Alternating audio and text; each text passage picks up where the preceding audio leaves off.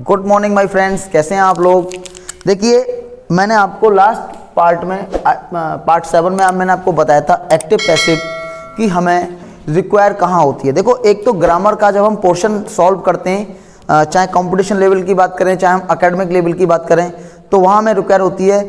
और दूसरा as well as हमको जो ट्रांसलेशन होता है, जहाँ हमें राइटिंग स्किल्स के लिए भी और रीडिंग स्किल्स के लिए भी हमें बच्चे लोग एक्टिव पैसिव की बहुत ज़्यादा नीड होती है। तो देखो, मैं आज इसका नाम जरूर प्रेजेंट इंडेफिनिट है, लेकिन मैं आपको बता दूं ये वीडियो आपकी एक्टिव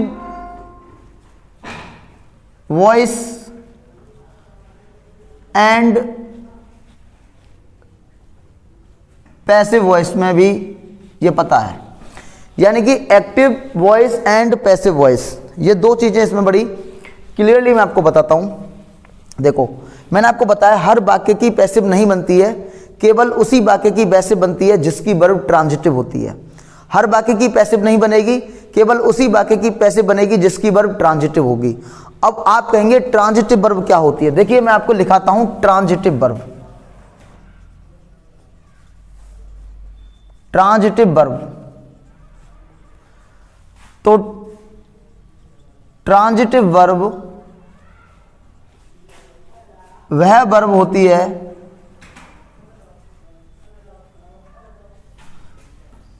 जिसमें क्या कॉमा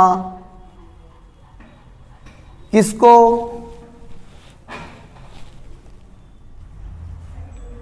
कॉमा किसके लिए प्रश्न करने पर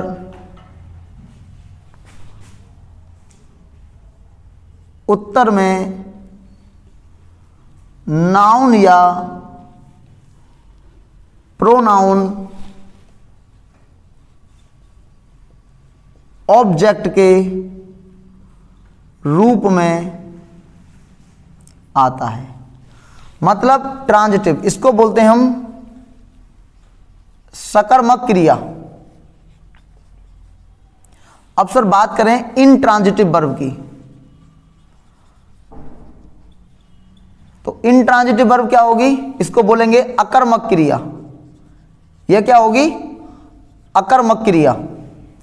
इनट्रांजिटिव वर्ब वह वर्ब होती है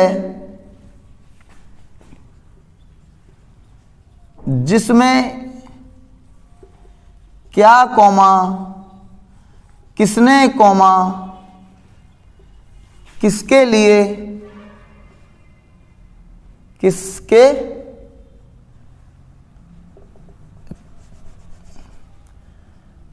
किसके लिए प्रश्न करने पर कोई ऑब्जेक्ट नहीं आता है। ऑब्जेक्ट मतलब नाउन या प्रोनाउन होगा, मैंने थोड़ा शॉर्ट में लिख दिया है।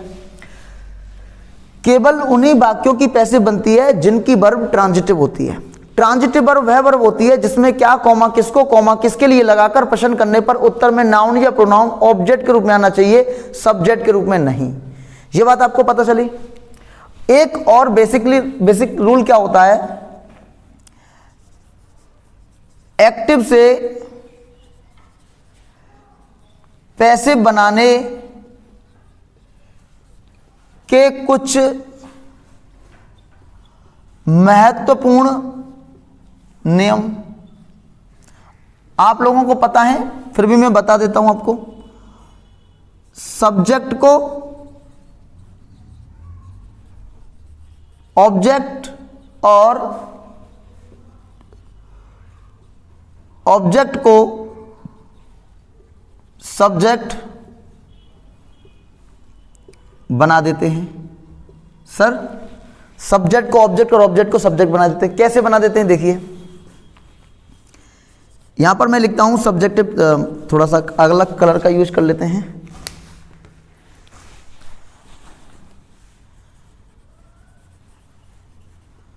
सब्जेक्टिव केस, इधर ऑब्जेक्टिव केस,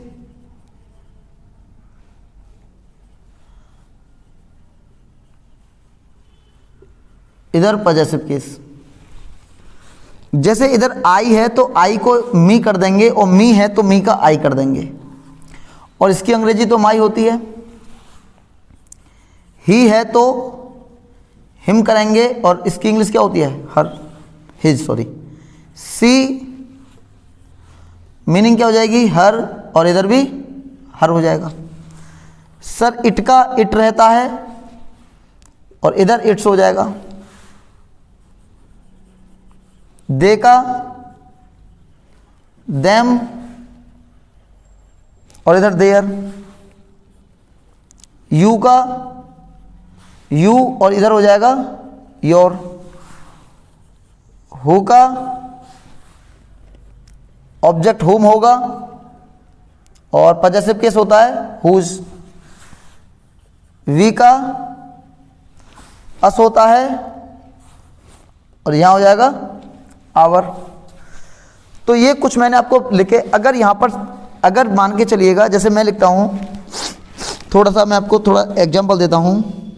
जैसे किसी का नाम है, मैंने लिख दिया है नगमा, तो नगमा अगर ऑब्जेक्ट बनेगा तो उसका नगमा ही बनेगा, और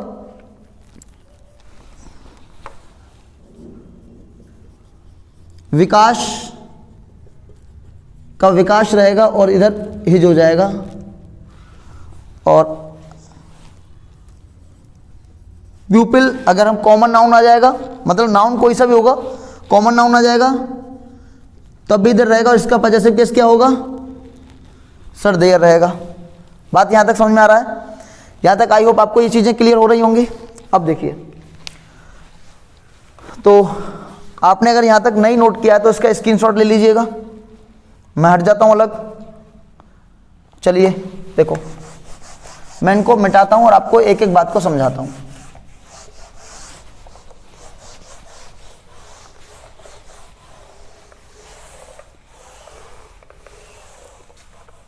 सर एक बात आपने कही थी, सब्जेक्ट को ऑब्जेक्ट बना देते हैं और ऑब्जेक्ट को सब्जेक्ट बना देते हैं।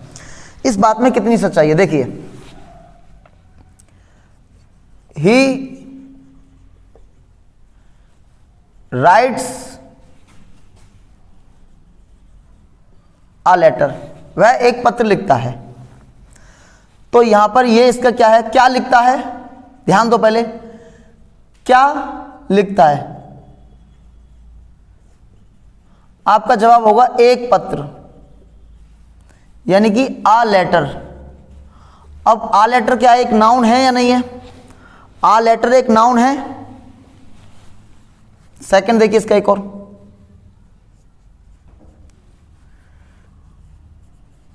यू हेट मी, किसको घृणा करते हो? क्या के उत्तर में तो कोई आंसर नहीं आएगा, लेकिन किसको किसको घृणा करते हो? मुझको। तो यहां क्या आया, मी। ये क्या है, एक प्रोनाउन है। तो मैंने वहां आपको बताया था ना कि ऑब्जेक्ट के रूप में नाउन या प्रोनाउन आना चाहिए, ऑब्जेक्ट के रूप में नाउन या प्रोनाउन आना चाहिए। देखो इनका सब्जेक्ट ऑब्जेक्ट कैसे बनाएंगे, ध्यान दो। A letter is written by him. अभी सर आपको मैं बस ये चीज समझाने की कोशिश कर रहा हूं, आप इस चीज को तो सुने ही नहीं, बिल्कुल सुने नहीं, बिल्कुल। बस आपको ये सुनना है कि सब्जेक्ट को इधर लिख देंगे, इधर लिख देंगे, लेकिन आप सब्जेक्ट को बाद में ले जाएंगे तो आपको क्या लगाना पड़ेगा, बाई लगानी पड़ेगी। और क्या सर हर बार बाई लगानी पड़ती है? नहीं, ये बहुत ही गलत बात है। आपने ये अगर सोच लिया ना कि पैसे वही होगा जिसमें बाई होगा, तो बिल्कुल गलत है। एस्टोनिस्ट माने हैरान होना, चकित होना। सरप्राइज माने चकित होना, वंडर, इनके साथ एट लगता है। कंसिस्ट के साथ इन लगता है। नो KNOW, नो माने होता है जानना, और नो के साथ प्रीपोजिशन क्या लगती है, इधर टू लगती है। तो ये 90% आता है। तो ये द्वारा मीनिंग होती है, यानी कि वह एक पत्र लिखता है, या मैं ये कहूं वह पत्र एक पत्र उसके द्वारा लिखा जाता है। तो ये किसकी मीनिंग है दोस्तों, द्वारा की मीनिंग है। किसकी मीनिंग है, द्वारा की मीनिंग है। तो सब्जेक्ट को ऑब्जेक्ट, ऑब्जेक्ट को सब्जेक्ट बना देंगे। सर ये दोनों बातें आपने बताई, अभी मैंने ये पढ़ाया नहीं है, अभी 1 by 1 मैं चीजों को लेके चल रहा हूं। अच्छा, यू हेट्स मी, तो सर इसको जरा बनाइए। तो आई, अब देखो यहाँ मी क्या है, ऑब्जेक्ट है, ऑब्जेक्ट को क्या बनाएंगे, सब्जेक्ट, तो मी का क्या बनाया यहाँ पर आई, और यहाँ पे ही क्या बनाया, हिम, तो आई एम, हेट की मीनिंग थर्ड फॉर्म हेटेड हो जाएगी बाई यू। आपको इस चीज को भी सीखना ही नहीं है, आपको इस चीज को भी सीखना ही नहीं है, मैं आपको अगले स्टेप में बताऊंगा, तो वहां आपको ये चीजें क्लियर करनी है। तो मैंने आपको पहले एक चीज बता दी, हर वाक्य की पैसिव नहीं बनती है, केवल उन्हीं वाक्यों की पैसिव बनती है जिनकी वर्ब ट्रांजिटिव होती है। ट्रांजिटिव वर्ब वह वर्ब होती है जिसमें क्या कॉमा किसको, कॉमा किसके लिए लगाकर प्रश्न करने पर उत्तर में नाउन या प्रोनाउन ऑब्जेक्ट के रूप में आना चाहिए, सब्जेक्ट के रूप में नहीं। कुछ लोग कहेंगे सर को तो रट के आए, बिल्कुल बच्चे लोग रट के नहीं आया, ऐसे आपको पैशनेट होके आप लोगों को क्या करना है, इसी प्रकार से याद करना है। तो एक बड़ा माहौल चला है, लोग कहते हैं कि साहब रटंत विद्या फलंत नहीं, हमने भी कहा था, लेकिन एक बात बताइए, अगर आप रूल को या रेगुलेशन को या तरीके को, तौर तरीके को अगर नहीं सीखोगे, अगर वो तुम्हारे दिमाग में नहीं होंगे, अगर फॉर्मूले आपके दिमाग में नहीं होंगे, तो आप क्या कुछ कर पाएंगे? आपको वो तो कम से कम करने पड़ेंगे, नहीं करने पड़ेंगे। अभी हमारे पास कोई मोबाइल है या लैपटॉप है, अभी उसमें कोई ड्राइवर नहीं होगा, जैसे कि इसमें पीडीएफ रीडर ना हो, तो क्या इसमें पीडीएफ रीडर नहीं होगा तो क्या हम अपने डॉक्यूमेंट को मोबाइल में खोल सकते हैं? क्या लैपटॉप में खोल सकते हैं? नहीं खोल सकते ना। तो लैपटॉप तो कंप्यूटर है ना, लेकिन फिर भी उसके लिए क्या चाहिए? Driver. Driver means way the rule and regulations. तो फ्रेंड्स आप समझ रहे हो ना व्हाट आई वांट टू से? That's good sir. एक रूल तो हमने बता दिया, दूसरा रूल, दूसरा क्या है? पैसिव में, और ये मैं वर्ब तो लिखूंगा, पैसिव में हमेशा हमेशा वर्ब थर्ड का प्रयोग किया जाता है। सर पैसिव में हमेशा वर्ब की किसका प्रयोग किया जाता है? थर्ड फॉर्म का प्रयोग किया जाता है। तो देखो एक चीज और आपकी क्लियर हो गई होगी, इसको मैं हटा दूं अब तो। ये वर्ब की थर्ड फॉर्म क्यों आ रही है, ये चीज तो क्लियर हो गई ना। अब बस बची कौन सी बात? सर इज की और एम की बात बची है, इज की और एम की बात बची है, बाकी तो हमें सबको समझ आएगा। यानी कि पैसिव में हमेशा वर्ब की थर्ड फॉर्म का प्रयोग किया जाता है। एक्टिव पैसिव के मोस्टली 3 रूल होते हैं। हर वाक्य की पैसिव नहीं बनती है, केवल उन्हीं वाक्यों की पैसिव बनती है जिनकी वर्ब ट्रांजिटिव होती है। ट्रांजिटिव वर्ब क्या होती है मैंने आपको बता दिया, I have told to you. Subject को ऑब्जेक्ट बना देते हैं, ऑब्जेक्ट को सब्जेक्ट बना देते हैं। बात क्लियर हो गया? पैसिव में हमेशा वर्ब की थर्ड फॉर्म का प्रयोग किया जाता है, ये बात आपको कंफर्म हो गया। तो ये बात भी आपको समझ में आ गई होंगी। सर क्यों किया जाता है, इसके पीछे भी रीजन मैं आपको बताऊंगा अभी, लेकिन थोड़ा सा पेशेंस रखें। अब सर नेक्स्ट क्या करना? सर यहाँ पे एम क्यों आ रहा है? देखो अब ये तो जो अब तक के ये रूल थे ना, ये मैं डैश डैश लगा के लिख रहा हूं, तो मतलब अब तक के जो रूल थे एक्टिव पैसिव के, आज की वीडियो की बात कर रहा हूं मैं, आज की वीडियो की बात कर रहा हूं। आज की जो वीडियो मैंने शुरू की थी और अब तक का पार्ट 8 की बात कर रहा हूं। ये जो रूल थे, ये रूल थे जर्नल रूल। जर्नल मतलब वो हर एक एक्टिव पैसिव में लागू होंगे। वो कौन से में लागू होंगे? हर एक एक्टिव पैसिव में लागू होंगे। वो कॉन्टिन्यूअस हो, वो परफेक्ट हो, परफेक्ट कॉन्टिन्यूअस हो। कुछ लोग कहेंगे सर परफेक्ट कॉन्टिन्यूअस का तो पैसिव बनता ही नहीं है।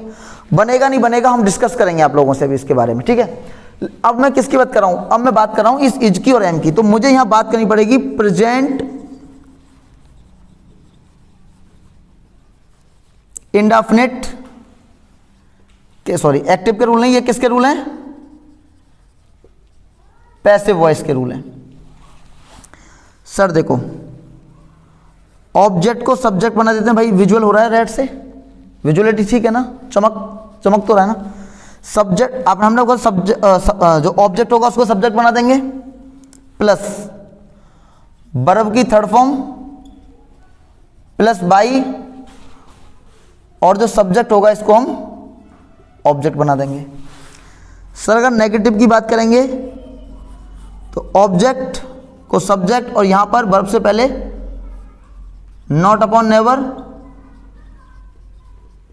वर्ब थर्ड बाई, और मेरे दोस्तों सब्जेक्ट ब्रैकेट में ऑब्जेक्ट। अगर इसको इंट्रोगेटिव करेंगे तो कुछ सहायक क्रिया आएंगी। अब वो सहायक क्रिया क्या होंगी अभी मैं आपको बता दूंगा। प्लस अगर नॉट नेवर यहां होगा तो आएगा, मैं इसके लिए इस पे स्टार लगा दूंगा, स्टार लगा दिया। वर्ब की थर्ड फॉर्म प्लस बाई, और सब्जेक्ट ब्रैकेट में ऑब्जेक्ट। देखिए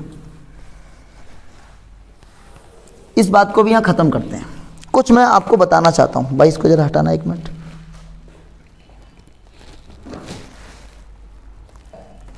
देखो मैं बैठ जाता हूं, कोई दिक्कत नहीं ना। देखिए सबसे पहले मैं आपको बताता हूं प्रेजेंट इंडेफिनिट हेल्पिंग वर्ब की बात करेंगे हम अभी। किसकी बात करेंगे सर? हेल्पिंग वर्ब की। तो प्रेजेंट इंडेफिनिट की हेल्पिंग वर्ब जो एक्टिव की होगी, जो एक्टिव वॉइस की होगी, और हेल्पिंग वर्ब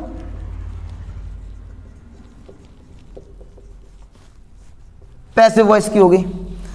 तो आप लोग ये ध्यान रखें कि एक्टिव वॉइस की जो सहायक क्रिया होती है वो डू या डज होती है, और एक्टिव वॉइस की डू या डज, और पैसिव वॉइस की is comma am comma are होती है।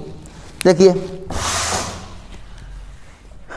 जो प्रेजेंट इंडेफिनिट है उसकी अगर हेल्पिंग वर्ब की बात करोगे तो ध्यान दो बेटा, प्रेजेंट इंडेफिनिट की जो हेल्पिंग वर्ब है वो क्या आएगी? डू या डज होगी एक्टिव की, लेकिन पैसिव की सहायक क्रिया क्या होगी? Is am are. तो यहां दोस्तों क्या आएगा? Is comma am comma are. Sir is comma am comma are, और सर यहां तो भी is comma am comma are का प्रयोग कर देंगे, और यहां पर क्वेश्चन मार्क आएगा। ये कर लेना, वो गलती से मेरे पर रह गया। देखो अब यहां पर इज क्यों आ रहा है? क्योंकि आप लोगों को एक बात बता दूं, जो वर्ब होती है, ध्यान दो इधर, जो वर्ब होती है वो वर्ब हमेशा अपने सब्जेक्ट के अनुसार आएगी।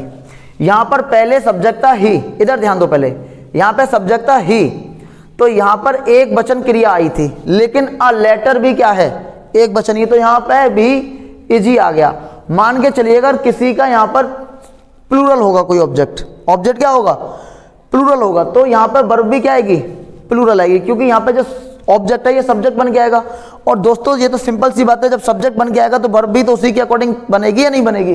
तो हमको ये जो प्रॉब्लम है, आई थिंक आपको ये चीजें क्लियर हुई होंगी एक्टिव पैसिव की। अब बात आती है कि हम एक्टिव पैसिव को सर क्यों पढ़ रहे हैं। तो मैंने आपको देखो अगर आपने नहीं इसको नोट किया है तो प्लीज़ इसका स्क्रीनशॉट ले लें और फिर नोट कर लेना। तो आपने ले लिया होगा स्क्रीनशॉट। देखो अब मैं इसको मिटा देता हूं, इसके बाद मैं कुछ तुम्हें चीज़ों को समझाना चाहता हूं। भाई वीडियो कितनी मिनट की हो गई? तो 4:18। तो इसकी कुछ एक्सरसाइज इसी में कराएं या नेक्स्ट वीडियो में करा दें? इसी में करा देते हैं। चलो थोड़ा सा 2 मिनट का टाइम दो मुझे। देखो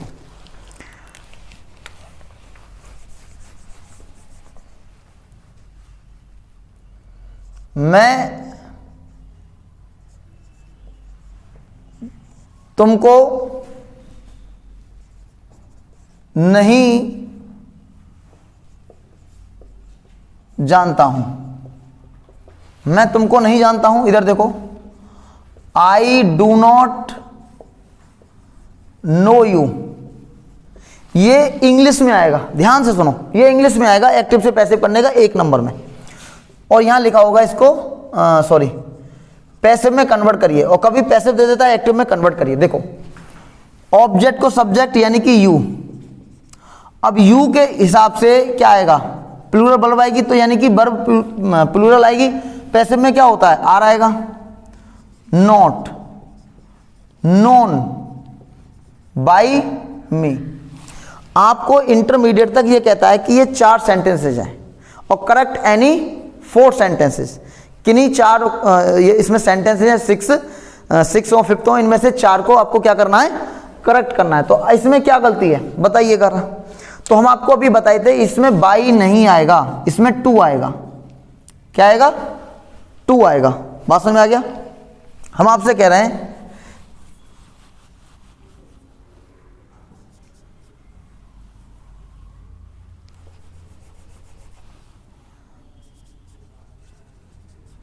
सबसे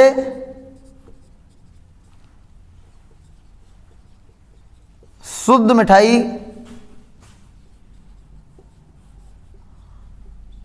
कहाँ बेची जाती है,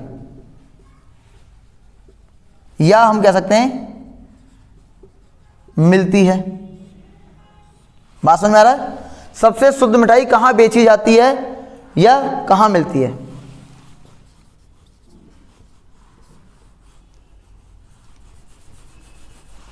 आपने देखा होगा पर्दे ही पर्दे, पर्दे ही पर्दे, battery he battery, mobile he mobile, tempered he tempered.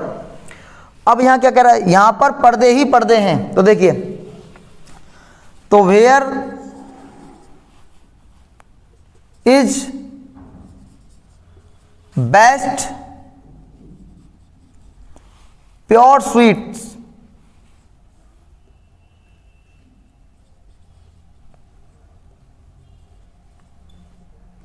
Sold, where is best pure sweet sold. और यहां पे हम क्वेश्चन मार्क लगा देंगे। अब यहां पर्दे ही पर्दे, तो यहां कह रहा है, यहां पे इसका मतलब क्या है, यहां पर्दे मिलते हैं, यहां पर्दे मिलते हैं, तो